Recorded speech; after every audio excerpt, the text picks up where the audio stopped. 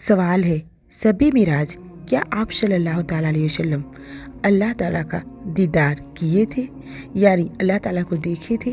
بہت سارے علماء کا الگ الگ رائے ہیں اور دلیلیں بھی ہیں، تو آئیے اسے سنتے ہیں اور آپ لوگ ضرور بتائیں کہ صحیح کون ہے۔ آپ کے قدم مبارک عرش کی سطح پر لگے اور عرش اور اللہ کے درمیان لامحدود پردے نور کے ہیں۔ میرے اللہ نے سارے پردے ہٹا کر فرمایا السلام علیکہ ایھا النبی ورحمۃ اللہ وبرکاتہ۔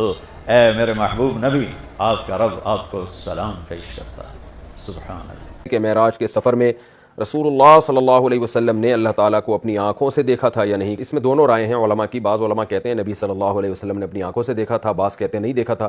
میری نظر میں جو دوسرے دلائل ہیں وہ زیادہ قوی ہیں، کیونکہ حضرت عائشہ نے بھی نفی کی ہے اس کی۔ نور انا اراہ، خود آپ سے حدیث میں ثابت ہے، نبی صلی اللہ علیہ وسلم فرمائے نور تھا، میں کہاں سے دیکھ سکتا تھا؟ دنیا کی آنکھوں سے تو قرآن مجید میں بھی ہے کہ اس دنیا کی آنکھوں سے اس دنیا میں دیکھنا ممکن نہیں ہے۔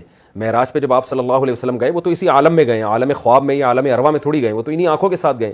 بہرحال دوسری طرف بھی دلائل ہیں، لیکن میری رائے میں زیادہ قوی دلائل اس طرف ہیں کہ دیکھنا ثابت نہیں ہے۔ حضرت موسیٰ علیہ السلام نے خواہش ظاہر کی تھی، مگر یہ کہ اللہ تعالیٰ نے پہاڑ پہ تھوڑی سی تجلی ظاہر کی اور موسیٰ کو بتا دیا، کلیم اللہ کو، لن ترانی یا موسیٰ تو نہیں دیکھ سکتا مجھے کسی قیمت پہ، لن ترانی اور ہرگز یہ ممکن نہیں ہے۔